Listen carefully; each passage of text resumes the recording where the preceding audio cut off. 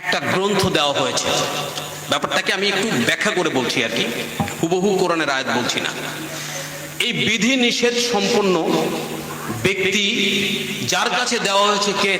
তিনি নবী নাকি? আচ্ছা, এখন কাছে তোমার কাছে আসতো এবং আল্লাহর কাছে তওবা করত। কার কাছে আসতে হবে বলেন? বলেন। নবীর কাছে আসতো এবং আল্লাহর কাছে তওবা করত। নবী তোমাদের জন্য যদি সুপারিশ করতেন তাহলেই আল্লাহকে তোমরা তাওয়াব রাহিমা হিসাবে পাবে। তাহলে শর্ত কি? তওবা কবুল হওয়ার শর্ত কি বলেন? রাসূলের কাছে আসতে হবে। আর কার কাছে তওবা করতে হবে? আল্লাহর কাছে। এবার নবী করবেন তার জন্য আল্লাহর কাছে সুপারিশ। স্পষ্ট আয়াত, কিন্তু এই আয়াতটা কিন্তু স্পষ্ট, কোন রকমের কোনো হিকমা টিকমা দেওয়া নেই যে আমরা একটা হিকমতওয়ালা অর্থ ব্যাখ্যা করছি, তা না। তখন সে কি করবে? আল্লাহর কাছে তওবা করবে। আল্লাহকে নবী মাপ চাইয়ে নেবেন আল্লাহর কাছ থেকে। আল্লাহর কাছে তিনি দরখাস্ত করবেন যে আল্লাহ, তোমার এই বান্দা অপরাধ করেছে, আমার কাছে এসে তোমার কাছে তওবা করছে, তুমি তার তওবা কবুল করো। এবার আল্লাহ তাকে তওয়াবুর রহিমা হিসাবে তওবা কবুল করবেন। এটা কার কথা? Note it, please note it. সূরা নিসার 64 নম্বর আয়াত, এটাকে নোট করে রাখবেন। তাহলে মধ্যস্থতাকারীর প্রয়োজন নাই, এই কথাটা আমরা বলি যারা, তাদের এই আয়াতটার দিকে লক্ষ্য করতে হবে নাকি? আচ্ছা, এখন নবী নাই, নবীর যুগের কথা নবীর কাছে নাকি? নবীর যুগের যেদিন শেষ হলো তারপরে কি কোরআন আমাদের জন্য কি মানা বা নিষেধ হয়ে গেছে নাকি? ওই নবীর ওই কথাটাই সারা পৃথিবীর কিয়ামত পর্যন্ত জারি থাকবে, তাই না? আচ্ছা, তাহলে এই নবীর ওয়ারিসরাই হচ্ছে ওই সেই ব্যক্তি যারা নবীর যে কাজটা করতেন সেই কাজটা করবেন। তাহলে নবীর ওয়ারিসের কয়টা বৈশিষ্ট্য বলেছিলাম? 5টা বৈশিষ্ট্য বলেছিলাম না?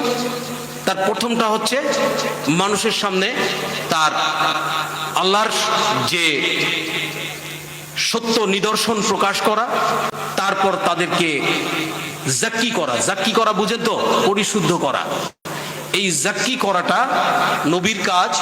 এই নবী আরেকটা কাজ হচ্ছে কোরআন বা কিতাব শিক্ষা দেওয়া, এরপরে হচ্ছে হিকমত বিজ্ঞান শিক্ষা দেওয়া, এরপরে হচ্ছে এমন একটা জ্ঞান শিক্ষা দেওয়া যে জ্ঞান তাদের কাছে পূর্বে ছিল না। এই 5টা বৈশিষ্ট্যওয়ালা ব্যক্তি হচ্ছে নবীর ওয়ারিস।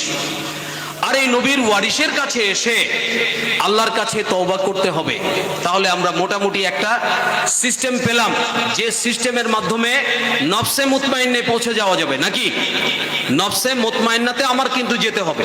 তাহলে আমাকে কি করতে হবে? আলা বিযিকরিল্লাহি তাতমাইন্নুল কুলুব। একমাত্র আল্লাহর স্মরণে কলব প্রশান্ত হয়। আচ্ছা, আল্লাহর স্মরণে যদি কলব প্রশান্ত হয়, আমি কিন্তু আপনাদেরকে একটা ম্যাথমেটিক্যাল টার্মে নিয়ে যাচ্ছি, আমি কিছু কিছু পয়েন্টে হিট করছি এই জন্য যেন আপনারা একটা রাস্তার দিকে নির্দেশনা পান। যদি আপনারা নির্দেশনা না পান তাহলে তো আমার এই বক্তব্যটা ব্যর্থ নাকি? তাহলে আমাদের কলবের জাক্কি করবেন এমন একটা ব্যক্তির কাছে যেতে হবে যিনি আপনার কলবকে পরিশুদ্ধ করবেন। এটা আপনি অনুভূতিতে উপলব্ধি করবেন নাকি? এই অনুভূতিটা কি সেটাও তো জানতে হবে। কোরআন বলছে সুম্মা তালিনু জুলুদুহুম ওয়া কুলুবুহুম ইলা যিকরিল্লাহ উলাইকা যে ওটাই হচ্ছে হেদায়েতের রাস্তা। আমার কথাগুলো কি আপনারা ধরতে পারছেন কিনা বলেন? আপনাকে পেতে হবে হেদায়েত, আপনাকে পেতে হবে বেহেশত, আপনাকে পেতে হবে উদ্ধারপ্রাপ্ত দল। যতক্ষণ আপনি না পাবেন ততক্ষণ আপনার অস্থিরতা, আপনি আগুনের মধ্যে যাচ্ছেন দেখছেন, আপনাকে আপনার জ্বলন্ত আগুনের সামনে আপনি মুভ করছেন, অথচ আপনার ভিতরে ভয় নেই। ওর থেকে বাঁচতে হবে, উদ্ধারপ্রাপ্ত দলের অন্তর্ভুক্ত হতে হবে। এই ব্যাপারটা তো একটা সাদামাঠা বিষয় নয়, এটা একটা মারাত্মক মুজাহেদা, মারাত্মক প্রচেষ্টা। জীবনটাকে আমি আগুনে দিব নাকি উদ্ধার পাবো? ব্যাপারটা কি বুঝাইতে পারছি? তাহলে আমরা 73টা দল থেকে একটা দল নির্বাচন করব, এত সহজ? আমাকে 73 বার চিন্তা করতে হবে আমি কোন দলে আছি, আমি কার রাস্তায় কাজ করছি, কার কথা শুনছি। কাল কিয়ামতের মাঠে আমাকে আমার ইমাম সহ উঠানো হবে। কোরআনের কথা না? তোমাদেরকে কাল কিয়ামতের মাঠে তোমাদের ইমাম সহ উঠানো হবে। তাহলে আমি কোন দলে আছি, আমি কোন ইমামের পিছনে যাচ্ছি, আমি কি একটুও ভাববো না?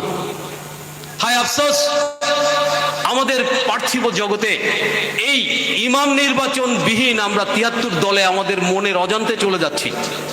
আমি একবারও ভাবছি না আমার পরকালে আল্লাহর সামনে আমাকে দাঁড়াতে হবে, আমাকে আমার জবাব দিতে হবে, আমি সেই জবাব দিতে পারবো কি?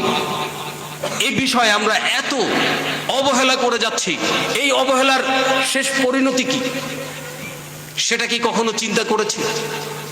এই যে কলব যখন তার কলবটা যখন আল্লাহর স্মরণে কি হয়, প্রশান্ত হয়, আলা বিযিকরিল্লাহি তাতমাইনুল কুলুব, একমাত্র আল্লাহর জিকিরে কলব প্রশান্ত হয়। এই প্রশান্ত কলব আপনাকে ধীরে ধীরে আপনার চর্ম পর্যন্ত সেই জিকির পৌঁছে যাবে। কার কথা? আল্লাহর কথা, তাই না? এই চর্ম পর্যন্ত পৌঁছানোর পরে তার নফস প্রশান্ত হবে। নফস প্রশান্ত হবে, এটা সাদামাটা বিষয় নয়, এটা একটা প্রক্রিয়া। এই প্রক্রিয়া আল্লাহর নবীর 13 বছর মেহনত। উনি 40 বছরে যখন নবুয়ত ডিক্লেয়ার হলো, উনি তো নবী, আল্লাহর আরশ মহল্লার উপরে যেসব সৃষ্টির আদম সন্তান সৃষ্টি হন, তিনি তখনও নবী, তাই না? কারণ আল্লাহ পাক তো নবীদের কাছ থেকে, সমস্ত নবীদের কাছ থেকে সাক্ষী নিয়েছেন যে তোমরা দুনিয়াতে যাবে, তাকে নবী হিসাবে সাহায্য করবে, তাইলে তোমরা কিতাব পাবে। তখন সব নবীরা সেই কিতাব পেলেন, নবীত্ব পেলেন। কার জন্য? আমাদের নবী মুহাম্মদ সাল্লাল্লাহু আলাইহি সাল্লামকে সহযোগিতা করার কি কমিটমেন্ট নিয়ে তাদেরকে নবীত্ব দেওয়া হয়েছিল। তো এই যে নফসে মুতমাইন্না, এই নফসে মুতমাইন্নাটা আল্লাহর স্মরণে হতে থাকবে। আল্লাহর স্মরণ করতে করতে করতে করতে তার কলব যখন মুতমাইন্না হবে, আপনার শরীরে একটা পায়ের আঙ্গুলের মাথায় যদি একটা লোহা পুরায় চাপ দিয়ে ধরা হয়, ওটা কি ওইখানেই শুধু ব্যথা হবে, নাকি সমস্ত শরীরে ওর প্রক্রিয়া চলতে থাকবে? বলেন। যখন আপনার কলবে আল্লাহর নূর আসতে থাকবে, আল্লাহর পাক, আল্লাহর তরফ থেকে কি আসে? ওয়াল্লাযী আনজালা সাকিনা, সাকিনা আসে, তাই না? কোথায় আসে? কলবের পরে। এই কলবের পরে যখন এই নূর আসে, তখন তার কলব প্রশান্ত হয়, এবং এই প্রশান্ত কলবের যে আবেশ, ইমেজ, প্রক্রিয়া, এগুলা সমস্ত শরীরে ছড়িয়ে পড়ে। এই সমস্ত শরীরে যখন এটা ছড়ায় যায়, তখন তার নফস প্রশান্ত হয়। জাস্ট ওই যে লোহা পোড়ায় ধরলে যেমন পায়ের আঙ্গুলে চেপে ধরলে সমস্ত শরীরের মধ্যে ওর ক্রিয়া ছড়ায় যায়, ঠিক তদ্রুপ তার কলবের উপরে যখন এই নূর আসে, তখন তার নূর তার সমস্ত শরীরের অণু পরমাণুতে পৌঁছে যায়, এবং তার সমস্ত শরীরের অণু পরমাণু আল্লাহর স্মরণে কাঁপতে থাকে। আচ্ছা, এরকম একটা ব্যক্তি আর একজন সাধারণ ব্যক্তি, দুটো কি এক? বলেন। এখন এই পরিস্থিতিটা যখন তৈরি হয়, তখন তার কি হয় জানতে হবে না? কোরআন নাজিল হয়েছে কোথায়? হেরা পর্বতে নাকি নবীর কলবে? মাশাআল্লাহ, আপনারা তো বেশ ভালোই জানেন। আমরা তো অনেকেই শুনি, গল্প করে যে হেরা পর্বতের গুহায় ওখানে কোরআন নাজিল হয়েছিল। বাস্তবে কি তাই? আপনি ইতিহাস পর্যালোচনা করুন। মুসা আলাইহিস সালামকে যখন আল্লাহর নূর দেখার জন্য, আল্লাহকে দেখার জন্য বায়না ধরলেন, মুসা আলাইহিস সালাম নাছোড় বান্দা, আল্লাহকে দেখবেন। আল্লাহ বলেন, তোমার চোখ তো আমি দেই নাই আমাকে দেখার মতো, তুমি এত, তোমাকে পৃথিবীতে তৈরি করার সময় যে চোখ দিয়েছি, এই চোখ দিয়ে আল্লাহকে দেখা যাবে না, কারণ আল্লাহ পাক এত বড়, এত মহান, এই জন্য তোমাদের কলবের চোখ দেওয়া হয়েছে। বাসায়রুম মির রব্বিক, তোমার রবের তরফ থেকে বাসায়ের দিছে, বুকের ভিতরে, মানে কলবের চক্ষু আছে। এই কলবের চোখ দিয়ে আল্লাহকে দেখা যায়, বাস্তব চক্ষু দিয়ে দেখা যায় না। তো কি হলো, মুসা আলাইহিস সালামের তুর পাহাড়ের পরে নূর পড়লো, সাথে সাথে তুর পাহাড় কি হলো, দাক্কান দাক্কা নাকি, আখরা মুসা সাইকা, মুসা কি হলো, বেহুশ হয়ে গেল। তাহলে মুসার শরীর জ্বললো না, তার মানে কি মুসার শরীর ওটা অ্যাবজর্ব করতে পারে। আল্লাহর তরফ থেকে যে নূর আসে সেটা মানব শরীর অ্যাবজর্ব করতে পারে, কিন্তু পার্থিব জগতের কোনো পাহাড় পর্বত ওটা অ্যাবজর্ব করতে পারে না। এই কথাটা কার? লাউ আনজালনা হাযাল কুরআনা আলা জাবালিন লারাওয়াইতাহু খাশিয়াম মুতাসাদ্দিয়াম মিন খাশিয়াতিল্লাহ নাকি। যদি আমি এই কোরআনকে পাহাড়ে নাজিল করতাম, পাহাড় কি হতো, চূর্ণ বিচূর্ণ হয়ে যেত। তাহলে কোরআন বলছে নাজালা বিহি রুহুল আমিন আলা কালবিকা লিতাকুনা মিনাল মুনজিরিন। আমি কোরআনকে নাজিল করেছি কোথায়? রাসূল পাক সাল্লাল্লাহু আলাইহি সাল্লামের কলবে। কার দ্বারা? জিবরাইল দ্বারা, যেন তিনি সতর্ককারীদের অন্তর্ভুক্ত হন, তাই না? তাহলে রাসূল পাক সাল্লাল্লাহু আলাইহি সাল্লামের কলবের পরে নাজিল হলো কোরআন। এবার কি হলো, কোরআনের নূর কোথায় আসলো? কলবে। কদ জাআকুম মিনাল্লাহি নূরুন ওয়া কিতাবুম মুবিন। আল্লাহর তরফ থেকে কি এসেছে? একটা নূর আর একটা কিতাব। কোথায় এসেছে? আল্লাহর নবীর কলবে। এবার এই কলব থেকে কি হলো, ভাষায় রূপান্তরিত হলো কোরআন, এরপরে লিখিত হলো কিতাব। তাহলে কোরআনের কয়টা অবস্থা? ইন্না আনজালনাহু ফি লাইলাতুল কদরি। এরপরে কোথায় করলেন?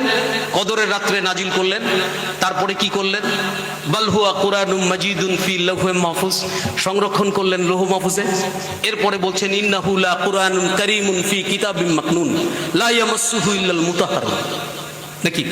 ইহা সেই পবিত্র পঠন যাহা গুপ্ত সুরক্ষিত, একমাত্র পবিত্র আত্মা ব্যতিরিকে উহা স্পর্শ করিতে পারে না। এরকম একটা কিতাব, এটা স্পর্শ করতে কি কোনো ওযু গোসলের দরকার হয়? মুসলমানদের জন্য দরকার হয়, হিন্দুদের জন্য দরকার আছে কিনা? ওরা তো একটা বই হিসাবে নিয়ে বাড়িতে রাখতেছে, পড়ে। গিরিশচন্দ্র সেন কোরআন পড়ে কোরআন অর্থ করছে না? হ্যাঁ, তাহলে এই জিনিসটা ওই জিনিস নয়, এটা একটা কপি। কিতাবটা কি? কপি। আর পবিত্র আত্মা ব্যতিরেকে উহা স্পর্শ করিতে পারে না। ওটা কোথায়? লৌহ মাহফুজে নাকি। এখন পবিত্র আত্মা কারা? ফেরেশতা। কোরআন কি ফেরেশতাদের জন্য নাজিল হয়েছে? তাহলে ফেরেশতা আউট করেন। তাহলে মানুষের মধ্য থেকে পবিত্র আত্মা হবে নাকি? হবে কিনা? সেই মানুষরা কারা? প্রশ্ন আছে না? এই মানুষরা কারা? আপনাদের মধ্য থেকেই সেই মানুষ হবে, আসমান থেকে কেউ আসবে না। কারণ আসমানের ফেরেশতাদের জন্য এই কোরআন নাজিল করে নাই যে ওটা ফেরেশতার জন্য, এটা মানুষের জন্য। তাহলে কি হলো, ওই কিতাব কোথা থেকে? জালিকাল কিতাবুল লা রাইবা ফি বলা হচ্ছে না, যে ওই কিতাব যেখানে কোনো সন্দেহ নেই, তাই না? আচ্ছা, ওই কিতাবটা ওখানে সংরক্ষিত আছে। এখন ওখান থেকে আসলো কোথায়? নবীর কলবে। নবী কোথায় ছিলেন? হেরা পর্বতের গুহায় সর্বপ্রথম যখন ছিলেন, ওনাকে বলা হলো পড়ো, ইকরা বিসমি রাব্বিকাল্লাযী খলাক, পড়ো তোমার প্রভুর নামে নাকি। উনি আরবি ভাষার লোক, আরবি ভাষায় ওনাকে পড়তে বলল, উনি অস্বীকার করলেন। ওয়াই? কখনো প্রশ্ন করেছেন যে কেন উনি অস্বীকার করলেন? করেননি নাকি? উনি তিনবার ওনাকে কোলাকুলি করতে হলো। তিনবার কোলাকুলি করার পরে ওনার কলবে ওই নূর, কদ জাআকুম মিনাল্লাহি নূরুন ওয়া কিতাবুম মুবিন, ওনার কলবে নূর যেটা ছিল, আর একটা নূর আল্লাহর তরফ থেকে আসলো। এরপরে এই দুটো নূরের সিঙ্ক্রোনাইজিং হলো, হওয়ার সাথে সাথে উনি পড়া শুরু করলেন এবং কাঁপতে থাকলেন। এই যে কাঁপার পরে উনি প্রকম্পিত হয়ে বাড়িতে ফিরে গেলেন এবং ওনার স্ত্রীকে বাড়ি যেয়ে বললেন কি, জাম্বিলুনি জাম্বিলুনি, আমাকে কম্বল দাও নাকি। তাহলে এই যে প্রকম্পন, এই যে কলবের প্রকম্পন, এটা কি বাস্তব নাকি অবাস্তব? এই তরিকায় খাস মুজাদ্দিদিয়া এটা শিক্ষা দেওয়া হয়। এই মুজাদ্দিদিয়া তরিকা, যাকে আপনি যে দরবারে আমরা যা কেন্দ্র করে আমরা এখানে মাহফিল পরিচালিত করেছি, আমাদের শ্রদ্ধেয় বড় ভাই পীর ভাই উনি ইন্তেকাল করেছেন। উনি আমাদের এক চাচা জয়নুল আবেদিন সাহেব, ওনারই একজন সুযোগ্য খলিফা। আর জয়নুল আবেদিন সাহেব ছিলেন, মরহুম জয়নুল আবেদিন রহমতুল্লাহ আলাইহি ছিলেন আমারই মুর্শিদ কেবলার পীর ভাই। আর ওনারা ছিলেন হজরত হাকিম আব্দুল হাকিম রহমতুল্লাহ আলাইহি, বাংলাদেশ সাতক্ষীরাতে ওনার বসবাস। ওনার থেকে এই সিলসিলাটা বাংলা এবং পূর্ব বাংলা, পশ্চিম বাংলা, ভারত বলেন আর বাংলাদেশ বলেন, এই তরিকা ছড়িয়েছে। এবং এই তরিকার যে আমল, এই তরিকার যে কর্মকাণ্ড, সব কিছুই কোরআন এবং হাদিস, এর বাইরে কিছু নাই। এখন এই যে নফসে মুতমাইন্নার ব্যাপারে যে কথাটা বলা হলো, এই নফসে মুতমাইন্নাটা হাসিল করার জন্য যে সহজ প্রক্রিয়া, এটা দুটো ভাগে ভাগ করতে পারে। অ্যাচিভমেন্ট করতে গেলে একটা আছে না, যেমন আমি এই লাইট দ্বারা আলোকিত করছি, আবার এমন হতে পারে লাইট অপসারণ করলে যেমন অন্ধকার হয়, আবার অন্ধকারের মধ্যে বাতি দিলে পারে যেমন আলো আসে। এর একটা একে অপরের সাথে কি শত্রুতা আছে নাকি? একটা আসলে আর একটা অনুপস্থিত। তো ঠিক তদ্রূপ আপনার কলবের পরে যখন নূর আসবে, তখন আপনি আলোকিত হতে থাকবেন। ডে বাই ডে, আস্তে আস্তে আপনি আলোকিত হবেন, পুলকিত হবেন, এবং আপনার ভিতরে আকর্ষণ ডেভেলপ হবে। আকর্ষণ, জজবা, এটাকে বলা হয় জজবা, আকর্ষণ। আর সুলুক হচ্ছে রাস্তা, রাস্তা যে রাস্তা দিয়ে সে অতিক্রম করে। আপনি এখন দিল্লি যাবেন, নিয়ত করছেন, আপনি ঘরে বসে নিয়ত করে যদি শুয়ে থাকেন, আপনি কি দিল্লি যেতে পারবেন? তাহলে আপনাকে কি করতে হবে? এই আকর্ষণে ঘর থেকে বেরোতে হবে এবং দিল্লি যাওয়ার যে রাস্তাগুলা, সেই রাস্তা অতিক্রম করতে হবে নাকি? তাহলে দুটো জিনিস আপনার থাকতে হবে, একটা হচ্ছে দিল্লি যাওয়ার আদম্য ইচ্ছা, আর থাকতে হবে কি? রাস্তা। এই দুটো জিনিস যখন একত্রিত হয়, তখন সে দিল্লি পৌঁছাবে। আর যদি দুটো একত্রিত না হয়, সে পৌঁছাতে পারবে? একজন বেকুব, যার জ্ঞান নাই, ও দিল্লির গাড়ি মনে করে সে ওই বেনাপোলের গাড়িতে উঠে গেল, সে কি করবে? রাস্তা ভ্রমণ হবে ঠিকই, কিন্তু সে ভ্রমণ হবে উল্টা দিকে নাকি? তাহলে এই পথ প্রদর্শক, যাকে আপনি ইমাম, যাকে আপনি উস্তাদ, যাকে আপনি পীর, যাকে আপনি মুর্শেদ বা অগ্রগামী বা উস্তাদ হিসাবে যাকে আপনি গ্রহণ করবেন, তার কি সায়ের সুলুকের যোগ্যতা সম্পন্ন ব্যক্তি হতে হবে না? তাহলে আপনি একজন মানুষের কাছে যায় বললেন যে উনি পীর সাহেব, গদ্দি নসীন, বিশাল দরবার, অথচ সুলুক সায়ের নেই, সুলুক সায়ের নেই, আপনাদের কলবকে জাকি করার ক্ষমতা নেই। তাহলে আপনি তার চেয়ে থাকবেন নাকি তার থেকে ছুটবেন? আপনার কানে ব্যথা, আপনি একজন ইএনটি, নাক কান গলা বিশেষজ্ঞর কাছে গেলেন, সে আপনার কানের ব্যথার ওষুধ দিল, আপনি চিকিৎসা হলেন, এখন আপনার কানের ব্যথা যায় না, আপনি কি করবেন? ডাক্তারকে আবার যাবেন, যদি সেই ওষুধ দিলে কাজ না হয়, তাহলে আপনি ওই ডাক্তার বাদ দিয়ে আরেক ডাক্তারের কাছে যাবেন না? তাহলে আমরা এই যে ভাই বন্ধু আপনারা যারা উপস্থিত আছেন, যারা এই কলবের জিকির সম্পর্কে যাদের ধারণা নাই, যে সমস্ত পীর মাশায়েখ কলবকে পরিশুদ্ধ করার ক্ষমতা নেই, হয়তো বাবার ছিল বা দাদার ছিল, কারো না কারো ছিল, তাই না? সেজন্যই তো উনি দরবারে যোগ্যতার ওই পীড়াতে বসছেন। কিন্তু আসলে দাদার ছিল, বাবার কিছুটা ছিল, তারপরে পুতার তো কিছু নেই। এখন সে পীর সাহেবের গদিতে বসে আছে। এখন আপনি যায় তার কাছে যদি বলেন যে আমাকে জাকি করো, আমাকে পরিশুদ্ধ করো, সে তো পরিশুদ্ধর কোনো জ্ঞান নেই, সে আপনাকে কি করবে? বিভিন্ন রকম টাইরে নাইরে না করবে নাকি?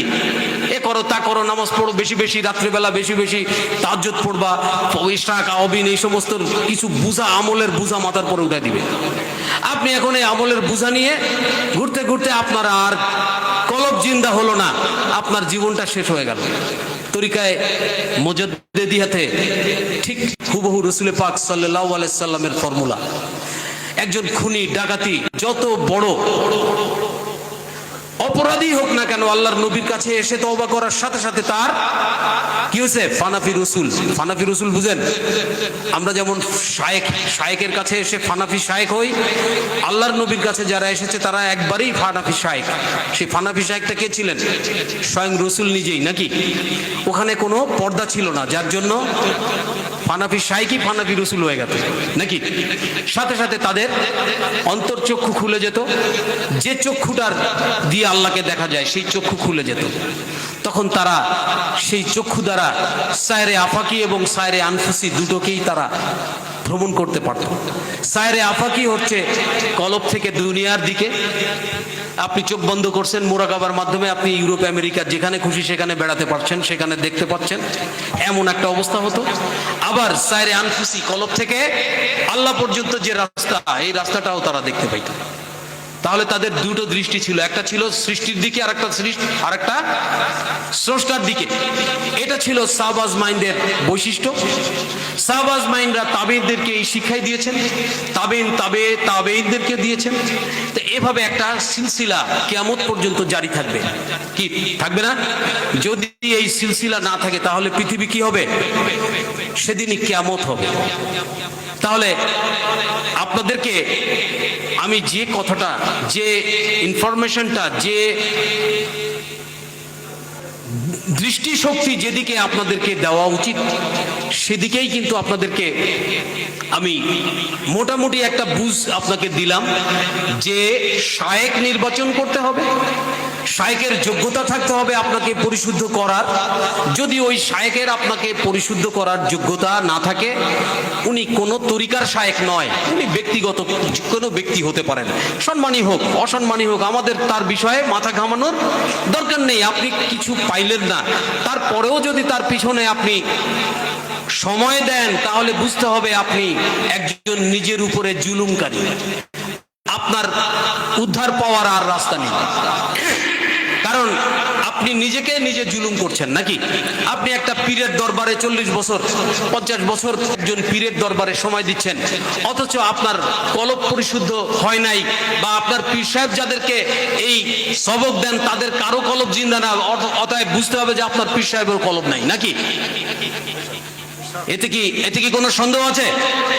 আপনার দরবারে খাওয়া দাওয়ার জন্য আমরা আসি না, আমাদের খাওয়া দাওয়ার জন্য আমরা কেন পীর সাহেবের দরবারে যাব? পীর সাহেবের দরবারে তো খাবার একটাই, কলবের খাবার। যার কলব জিন্দা আছে সেই পীরের কাছে আপনি যাবেন, আপনি আপনার কলবের খাবার খাবেন এবং চুপ করে চোখ বন্ধ করে মৌনতার সাথে, কোনো উচ্চ বাচ্চ চিৎকার কোনো কিছু নেই। রাসূল পাক সাল্লাল্লাহু আলাইহি সাল্লামের কোনো সাহাবা চিৎকার মারেন নাই, নাকি? মেরেছেন। তাহলে বুঝতে হবে নীরবতার মাধ্যমে নকশবন্দিয়া বা মুজাদ্দিদি তরিকতের কি দর্শ মা ক্লাস। তাহলে আপনার বৈশিষ্ট্য নফসে মুতমাইন্নে পেতে আপনাকে কতটা রাস্তা ঘুরতে হচ্ছে? প্রথম হচ্ছে শায়েখ নির্বাচন করতে হবে, দ্বিতীয় হচ্ছে আপনার নফসের জিকির তৈরি করতে হবে শায়েকের মাধ্যমে। তৈরি করার পরে যখন আপনার নফস পরিশুদ্ধ হলো, আপনি কি হলেন? আপনার ভিতরে ষড়রিপু, মানুষের ভিতরে যে নফসে আম্মারা থাকে, এই নফসে আম্মারা নফসে লাওয়ামাতে আসবে, নফসে লাওয়ামা থেকে নফসে মুতমাইন্নাতে যাবে। এখন আপনি নফসে মুতমাইন্না যতক্ষণ পর্যন্ত অর্জন করতে না পারবেন ততক্ষণ কি আপনি উদ্ধারপ্রাপ্ত দলের অন্তর্ভুক্ত? আপনি যে মানুষকে দোয়া করছেন মুনাজাত করে, বড় ধরনের খাওয়ান দাওয়ান দিয়া তার 14 গোষ্ঠী বেহেশতে জান্নাতুল ফেরদাউসে পাঠায় দিচ্ছেন। জান্নাতুল ফেরদাউস কি এত বড় রাস্তার জিনিস যে কোনো জায়গা থেকে উঠাইয়া জান্নাতুল ফেরদাউসে ঢুকাই দেওয়া যাবে? তাহলে আমরা যে ভুলের উপর আছি, আমাদের সংশোধন হওয়ার দরকার আছে কি নাই? আছে। তাহলে আমার কথার মোটামুটি একটা টার্গেটে নিয়ে আসছি, যেটা হচ্ছে মানুষকে পবিত্র পরিশুদ্ধ হতে হবে। আমরা যারা তরিকা করি, এখানে যারা আসছি অধিকাংশই তরিকাপন্থী। যাদের নফস আল্লাহর জিকির করে না, যাদের কলব আল্লাহর জিকির করে না, তাদের কি করতে হবে? বেশি বেশি খেয়াল করে কলবের জিকিরটা জারি করে রাখতে হবে, যেন বন্ধ না হয়। নাম্বার 2, নামাজ 5 ওয়াক্ত পড়তে হবে। নামাজের সাথে যে সমস্ত আনুষঙ্গিক কর্মকাণ্ড, পবিত্রতা, শরীয়তের বিধি নিষেধ মানতে হবে। নাকি? আমরা এখন যদি তরিকার কথা বলি, আমার কলব জিকির করে, আমি নামাজ পড়ি না, এটা কি গ্রহণযোগ্যতা পাবে? তাহলে কি করতে হবে? আমাদেরকে শরীয়তের কষ্টি পাথরে যাচাই বাছাই করে আমলগুলা করতে হবে। পাশাপাশি সকাল সন্ধ্যা জিকির মুরাকাবা করতে হবে, তাই না? এভাবে ধীরে ধীরে এক সময় আপনার নফস পবিত্র হয়ে যাবে, এরপরে আপনার আর কোনো চিন্তা নাই। এই জন্য আল্লাহ বলেছেন, নিশ্চয়ই আল্লাহর ওলিদের কোনো ভয় নাই, কোনো চিন্তাও নেই। নাকি? কেন নাই? এর কারণ হচ্ছে এটা। তাহলে এছাড়া আরো অনেক ব্যাখ্যা আছে, অনেক দিক দিয়ে আছে, কারণ আপনাদেরকে শর্টকাট বাঁচার রাস্তাগুলোই আমি আপনাদের সামনে উপস্থাপন করলাম। আপনি কিয়ামত পর্যন্ত নামাজ পড়বেন, আপনার হায়াত যদি কিয়ামত পর্যন্ত দেয় আপনি নামাজ পড়বেন, কোনো নামাজ কাজে আসবে না। ওই নামাজ আপনাকে ফাওয়াইলুল লিল মুসাল্লিন আল্লাযিনা হুম আন সালাতিহিম সাহুন, বুঝেন? ওয়াইলুন দোজক মুসল্লিদের জন্য। কোন মুসল্লি?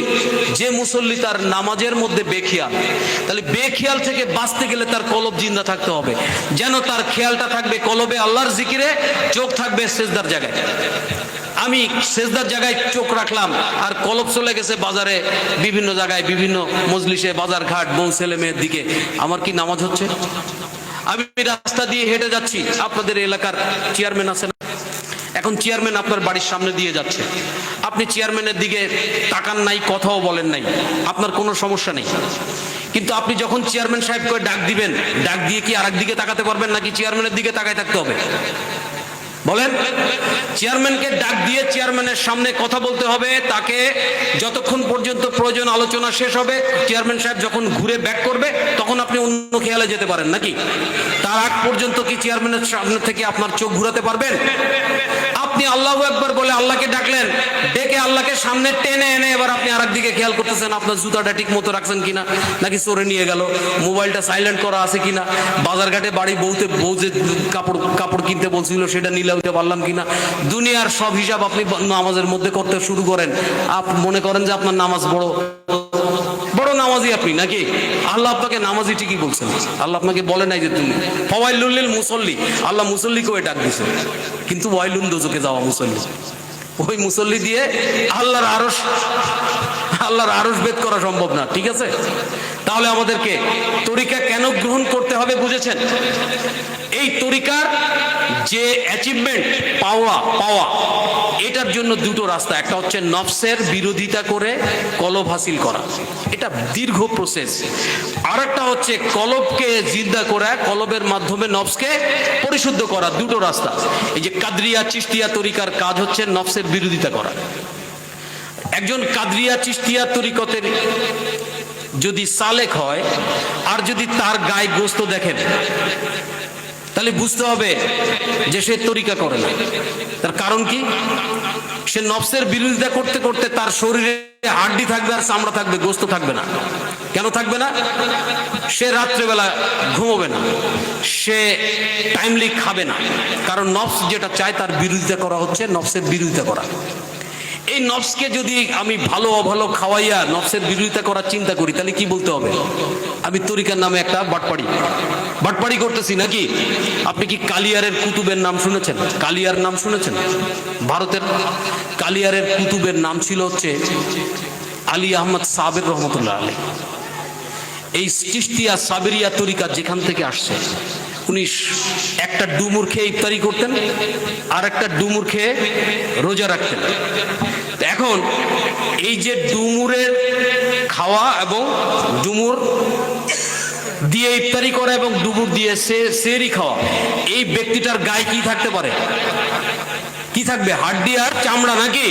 এখন আমি চিশতিয়া সাবেরিয়া তরিকা করি, গেটি এরকম মোটা, শরীর এরকম মোটা, দুনিয়ার খাওয়ান যত আছে সব খাচ্ছে আর বলে আমি চিশতিয়া সাবেরিয়া করি, তাহলে ও মিথ্যাবাদী, মিথ্যাচার করছে, নাকি?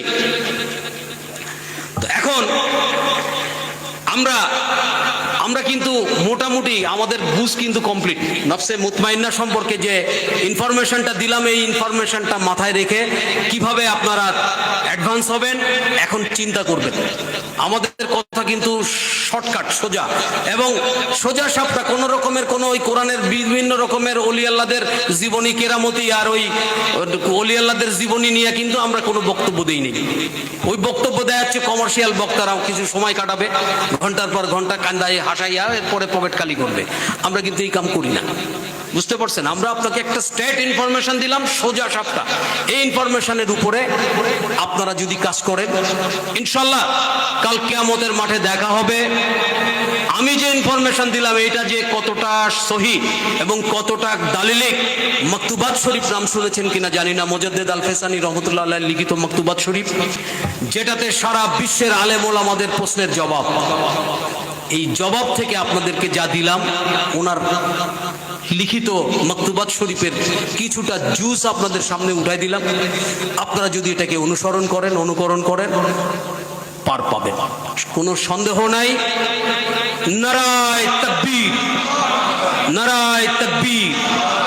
আমার জন্য দোয়া করবেন। আসসালামু আলাইকুম ওয়া রাহমাতুল্লাহি ওয়া বারাকাতুহু।